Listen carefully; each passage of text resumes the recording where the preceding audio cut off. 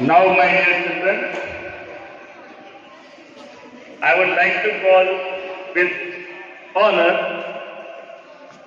Chairman Sir Mr. Yogesh Upadhyay ji. So please put your hands together for welcome. Please welcome, sir.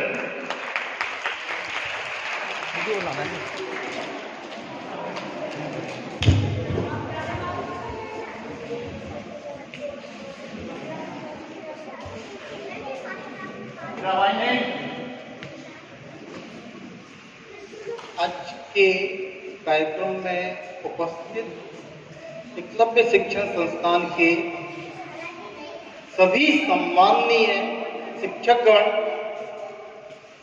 जो कि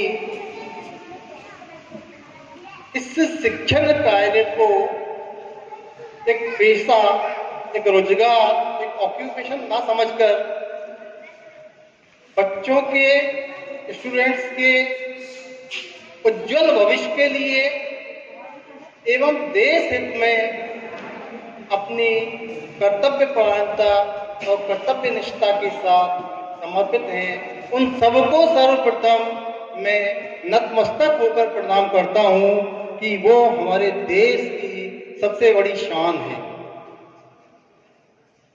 dear students, कोविड-19 की विकट समस्या से जूझने के बाद लगभग 1.5 वर्ष के उपरांत आज इस शिक्षण संस्थान में ये बच्चों का छोटा सा पहला प्रोग्राम हो रहा है।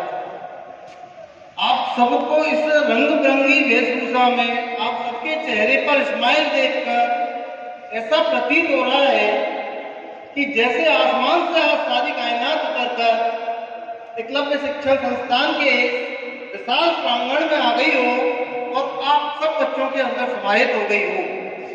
इसलिए क्योंकि आप सब में समाहित हो गई है तो इसके लिए मैं आप सब में प्रवेश की हुई परमपिता परमेश्वर को सबको नमस्कार करता हूँ।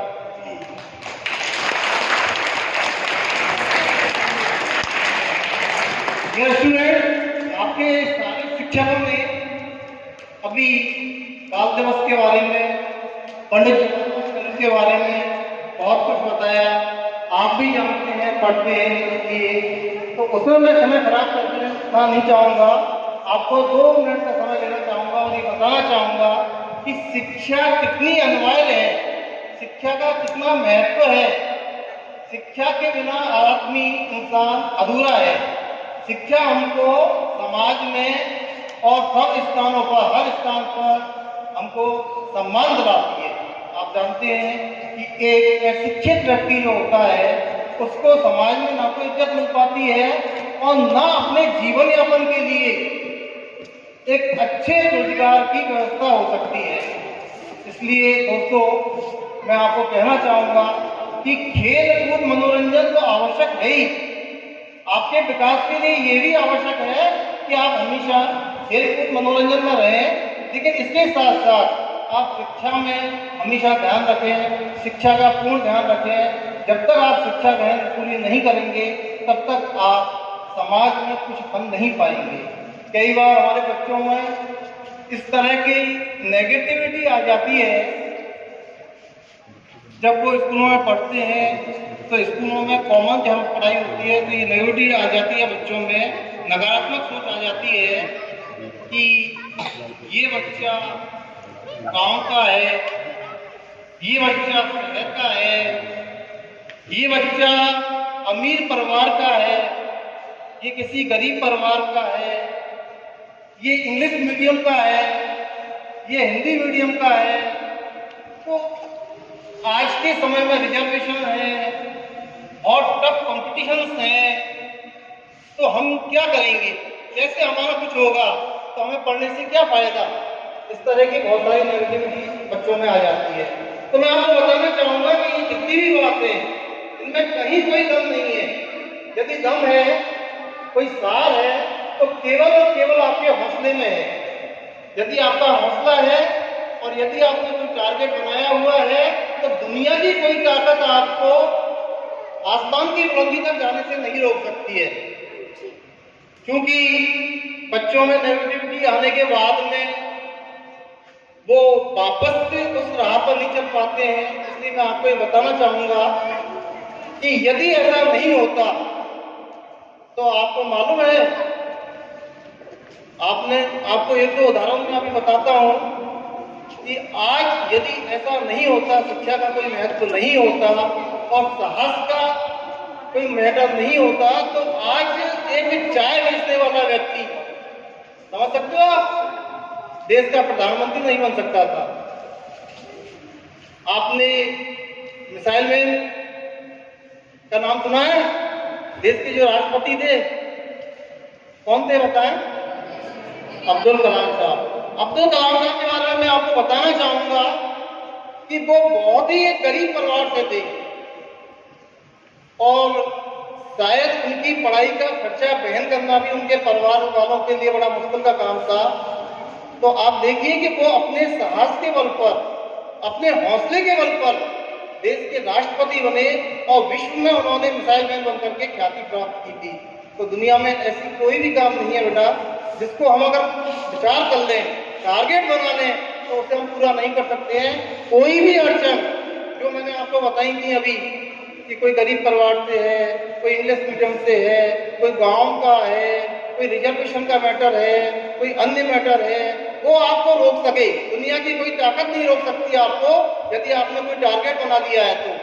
इसलिए शिक्षा बहुत आवश्यक है। दूसरा ये है कि आपको हौसला रखना होगा। आप जानते हैं जंगल का राजा कौन होता है? कौन होता है? क्यों होता है? बता सकते हैं कोई क्यों होता है जंगल का राजा? नहीं। आप बताइए, वो पूरे जंगल में सबसे ताकतवर नहीं होता है, सबसे बड़ा जानवर नहीं होता है, ना सबसे चालाक जानवर होता है। होता है क्या? नहीं। सबसे बड़ा कौन होता है? जिराफ होता है। ताकतवर कौन होता है? हाथी होता है। और चालाक कौन होता है? चीता होता है। इसके बावजूद ही वो देश का, अपने जंगल का राजा होता है। बताइए आप क्यों होता है? नहीं, उसकी सोच के कारण होता है। वो उसकी कुछ आदतें ऐसी होती हैं, कुछ उसकी अदाएं ऐसी होती हैं, कुछ उसकी एक्टिविटीज ऐसी होती हैं, कुछ उसकी क्वालिटीज ऐसी होती हैं कि जिनके कारण मात्र वो राजा रहता है। बताइए आप, तो आप में वो क्वालिटी क्यों नहीं हो सकती? किसी ने उससे शेर से पूछा कि भाई आप राजा क्यों हैं? आपसे ज्यादा ताकतवर तो हाथी है। अगर वो एक पेड़ से आपको दबा दे तो आप उठ नहीं पाओगे। अपनी सूंड में लपेट के फेंक दे आपको तो आपको बहुत दूर फेंक सकता है। तो शेर ने क्या कहा मालूम है? शेर ने कहा कि ये मेरी सोच है, मुझको ऐसी फीलिंग्स आती हैं कि मैं राजा हूं इस जंगल का, मैं कुछ भी कर सकता हूं। तो उस फीलिंग्स के आधार पर, उसकी सोच के आधार पर, उसके एटीट्यूड में चेंज हो जाता है। उसका एटीट्यूड कैसे चेंज हो जाता है? अपनी सोच के कारण, अपनी अदा के कारण, अपने एटीट्यूड के कारण जंगल का राजा कहलाता है। अगर आप लोग चाहेंगे, अपनी सोच अच्छी रखना चाहेंगे, अपना एटीट्यूड अच्छा रखना चाहेंगे, तो आपके अंदर एक अदा होगी तो आप निश्चित रूप से सक्सेस होंगे। इसके साथ साथ आपको हौसला रखना होगा। दुनिया में आगे बढ़ने के लिए जिन लोगों के पास हौसला होता है वही आगे बढ़ पाते हैं।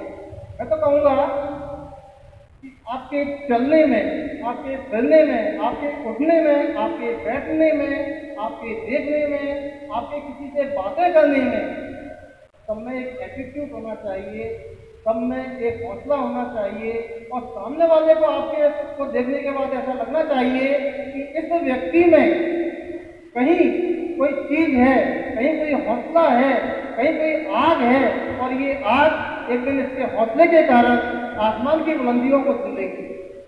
दोस्तों, बहुत अधिक नहीं कहना चाहता इस समय क्योंकि बाल दिवस का कार्यक्रम है और आज आपका ही डे। सिर्फ और सिर्फ यही कहना चाहूँगा कि आप अपने गुरुओं का आदर रखें, आप गुरुओं के साथ कोऑर्डिनेशन करके शिक्षा के लिए आप अधिक से अधिक उनका यूज करें और पढ़ाई की ओर आगे बढ़ें।